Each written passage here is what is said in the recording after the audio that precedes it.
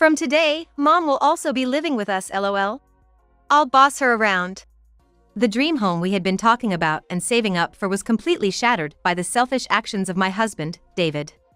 My rampaging mother-in-law said she's moving in, and David doesn't seem to have any intention of stopping her. I might go crazy from the stress if this continues, so I need to take action quickly. I am Karen Miller, a 43-year-old full-time employee and housewife. Since graduating from college, I have been continuously working at a travel agency. For many years, I was devoted to my work, but then, 3 years ago, a late spring came into my life. My encounter and marriage with David.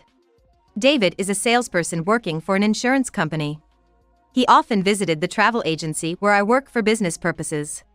While other insurance salespeople would leave quickly after finishing their work, David always stayed a little longer to share small jokes or chit-chat, which left a peculiar impression on me. By the way, David, you know a lot, don't you? You always share interesting trivia with me. Oh, this? Well, Karen, do you know why I always bring small jokes when I visit this travel agency? Why is that? I wanted to have a reason to talk to you. Would you like to go out for dinner sometime? And that's how I met David, and we started dating and eventually got married. When I first met David and during our dating period, he seemed very masculine and somewhat smart. He always wore a crisp white shirt and a stylish suit, had a healthy body, and always escorted me like a true gentleman. He even took me to fancy restaurants that I had never been to before. I still remember the incredibly delicious French cuisine and the passionate proposal I received while eating it. I want to make you happy. Will you marry me? If you're okay with me, I'd be delighted.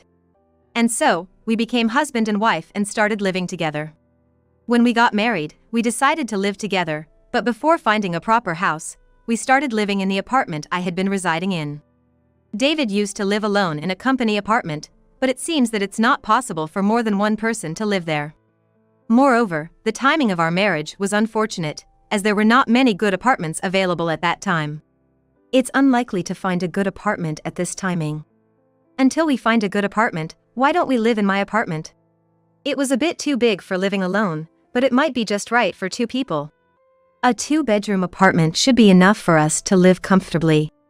So, for now, let's live in your apartment and plan to move to our own home in the future. What do you think?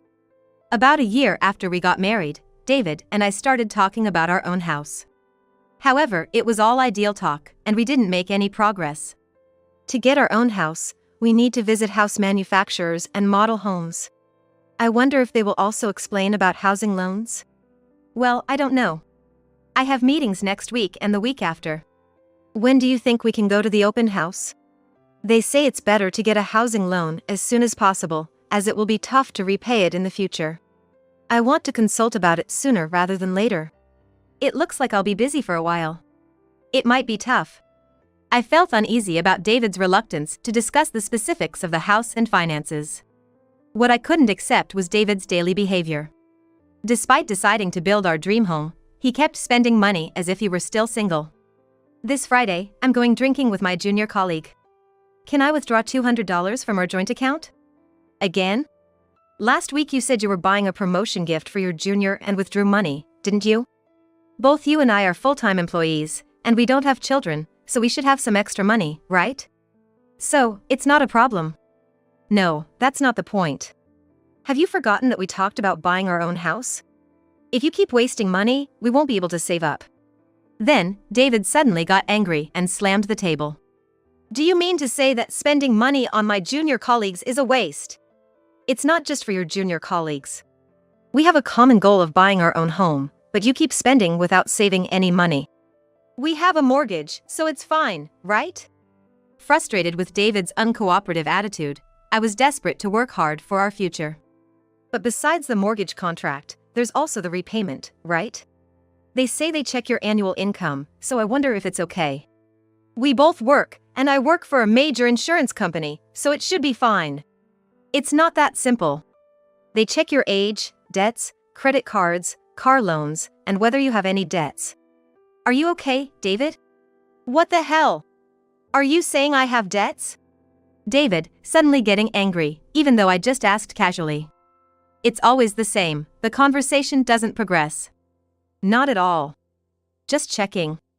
If there's no problem, then it's fine. I had a slight distrust of David, who suddenly got angry about the mortgage contract. Even though we have this conversation occasionally, David's spending habits never change. Treating juniors, buying gifts for someone, rewarding himself. There's no end if I start counting, and I can't accept it because it all comes from our household expenses. I've heard that when people are stressed, their appetite and desire for things temporarily increase. I decided to wait and see until David calms down. Apart from the problem of buying a home, there is another problem that bothers me. David's mother, Shelby, is a very troublesome presence for me. My mother-in-law lives alone about 40 minutes by train from the apartment I live in, and she often comes to our house, maybe because she is free. "Oh, Karen, welcome home. I had some tea." "Oh, Shelby. You were here. David gave me this as a gift. He said I could come any time." David had made a spare key to my room without permission and gave it to his mother. The moment I saw the spare key in my mother-in-law's hand, I had a bad feeling. That feeling turned out to be true. When I come home after work, the arrangement of things has changed, or unfamiliar trash has been thrown away. Apparently, my mother-in-law seems to come more than 4 times a week. "Karen, you've messed up again. Is your job so busy that you don't have time to clean?" "It's not a black company, but thanks to you, I'm quite busy.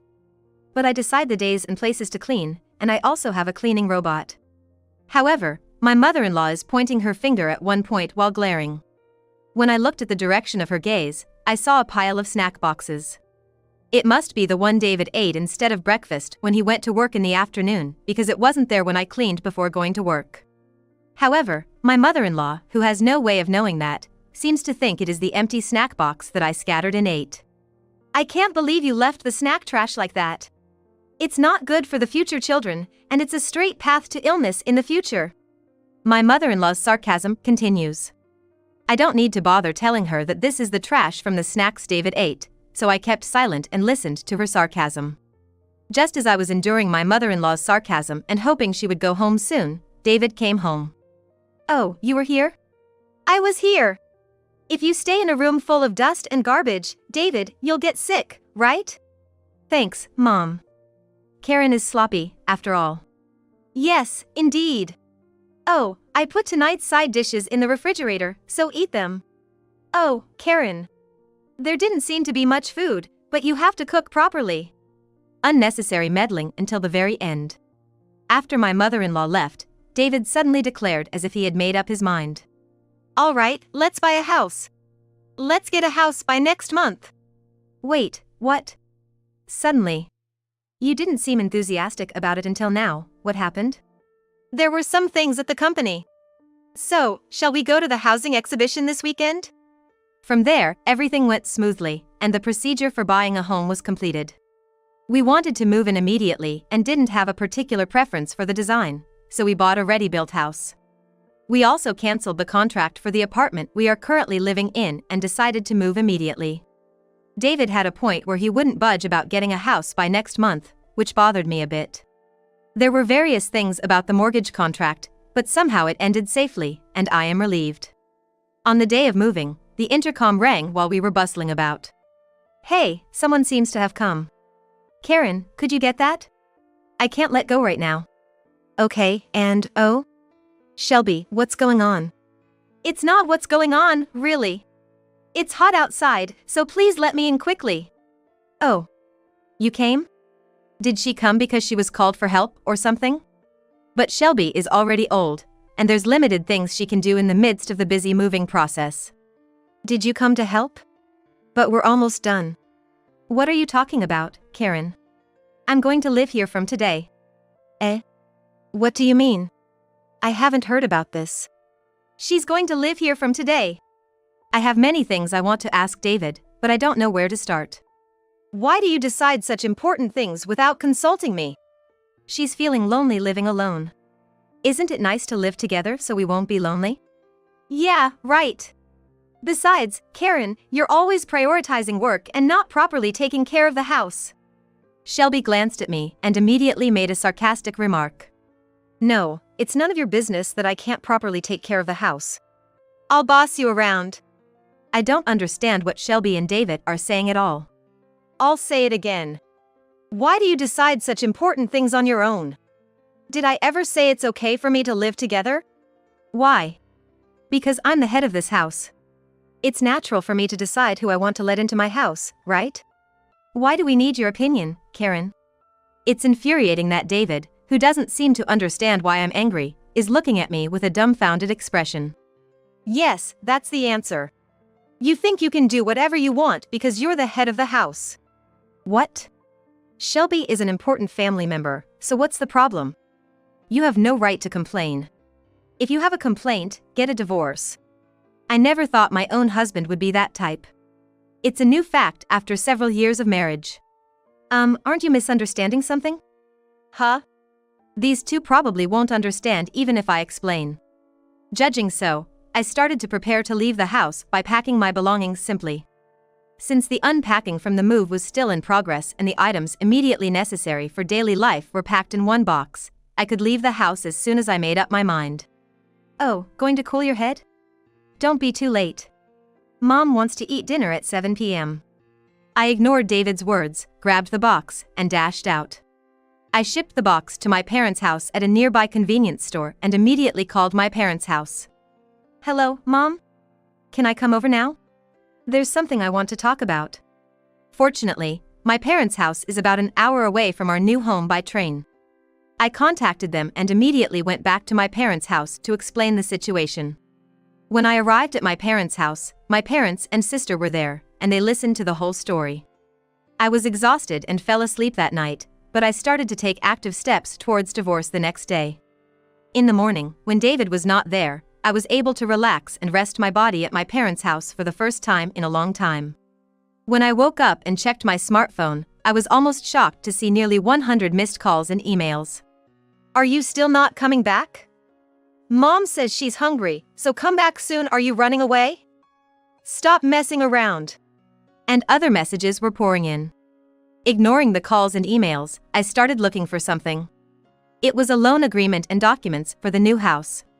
The loan agreement was from when we, as a married couple, borrowed money from my parents. Because we didn't have any money at the time David insisted on building a house.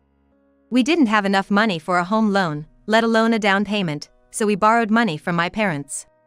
I remembered the conversation when we decided to borrow money from my parents for the new house. Do you really want a house right now? Sure, getting approved for a mortgage is important, but do you even have enough savings for the down payment? I don't have any savings right now, but I do have about 50 lottery tickets here. If any of these hit, we could build a house right away. That's not what I mean. Why the rush? Why not wait until you have enough saved for at least the down payment? Building a house without sufficient funds will just make life harder, you know? Mike, a colleague of mine, is gonna build his own home next year. The guy has fewer clients than me, and yet he's acting all high and mighty. So, I've been thinking, as the man of the house, I should at least build 1 or 2 homes myself. That's when I remembered. All he wanted was to build a house before his colleague did. It was unbelievable, but that was it. In the end, realizing we didn't have the money, he even started asking me to borrow money from my parents. And the reason our home contract documents are at my parents' house is because of David's personality. David is quite sloppy, and he often loses important documents, like contracts and manuals. Despite having lost important documents several times and facing trouble, we realized we needed to take some measures to prevent it from happening again. Even I had enough, so I suggested to David that we store the home contract documents at my parents' house, and he agreed, so that's where they are kept. Whenever I look at the home contract documents, they are indeed in my name. When we made the actual contract for the house, David couldn't come because he had important work, and it turned out he couldn't make the contract in his name. It was revealed that there was a problem with his credit history, so the contract had to be made in my name. At that time, I thought it wouldn't matter whose name it was, so I didn't tell David, but now I wonder about the credit history issue. Upon researching, I found that if someone has delayed loan payments or debts, their credit history gets damaged and they can't make new contracts. With all this evidence, it should be okay. I immediately decided to contact David. David? Is now a good time? It's not a good time. You left my mom alone, didn't cook, didn't clean, and just left the house. Aren't you failing as a housewife? I don't know about your mom. You said yesterday that if I left the house, it would be a divorce, right? Yeah, I did. But I'm kind, so if you come home now and apologize to me and my mom, I might forgive you. What will you do? Hearing David's words, I was reminded once again that he had not reflected on anything. I understand. I'll go home now. Oh, finally got it. Hurry back. What does he mean, hurry back? I jumped on the train, and on the way, I bought a voice recorder at an electronics store and headed home. I'm back. Now, let's talk. Talk about what? I have nothing to discuss with you. As a wife, you should just serve me and my mom. Nothing to discuss, huh? I won't let you say you don't recognize these documents. I showed him the promissory note I brought from my parents' house. You said you really wanted a home sooner than your peers, so even though we didn't have a down payment, we forced my parents to lend us the money, right? Digging up the past like that. This is why I hate women. The past? It's a debt for the house, right? First of all, this document says that your parents lent us money. So you have the obligation to pay it back, right? Don't leech off me. This attitude, even after borrowing money, shows he just doesn't understand. It's time for the last resort. Didn't you say if I can't stand living with your mother, we should get a divorce? Changed your mind, huh? If you apologize sincerely now, I might forgive you. Then let's get divorced. By the way, this house is under my name, so after the divorce, you and your beloved mom will have to move out. David and Shelby looked at me in shock. Why the hell does it come to this?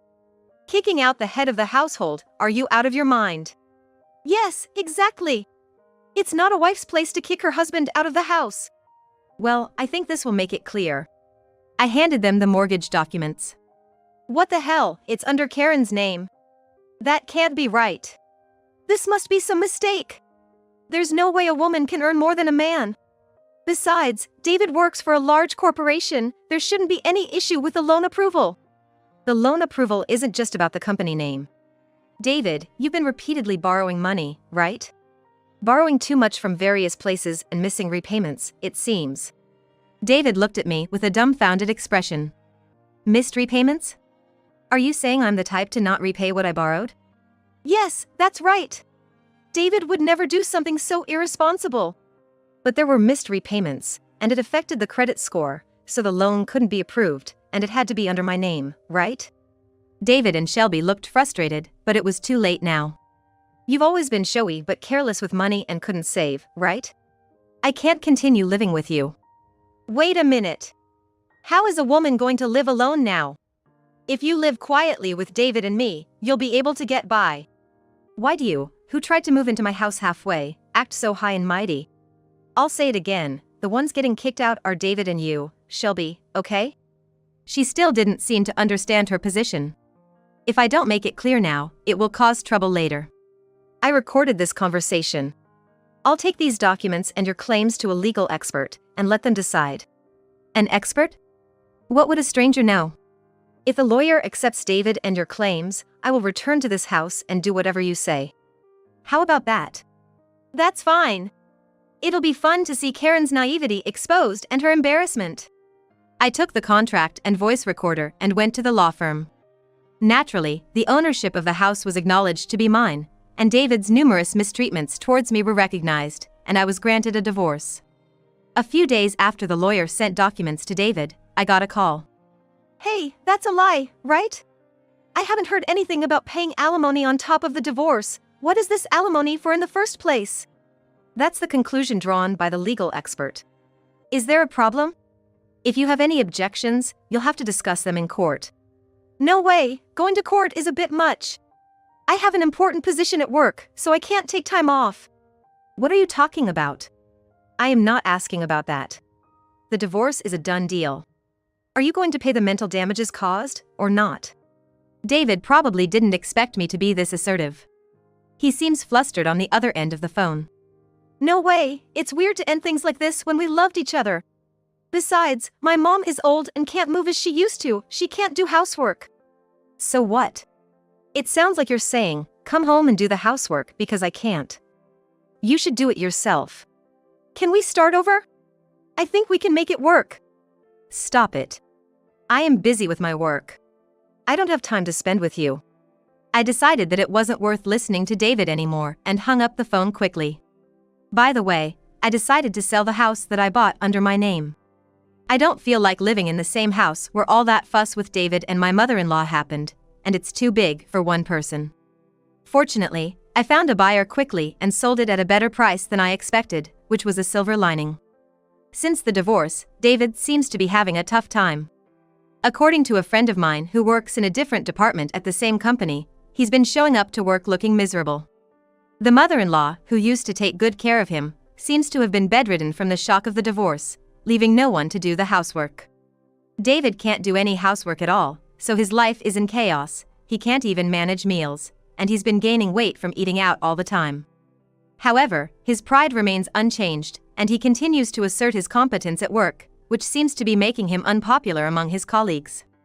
I remember David, who used to be all talk and no action, always giving unnecessary advice without producing any significant results. My friend said that if he continues like this, he might be transferred to a regional office soon. It seems like the bill for recklessly charging ahead without being able to take care of himself has finally come due. Since the divorce, I have been focusing on my work. Although my life is different from what I had imagined, I am satisfied with my current situation. Perhaps because I can now concentrate on my work, my sales performance has improved, and I have been approached about becoming a regional manager at the next salary increase. I feel happy that I can find fulfillment in my work as it expands.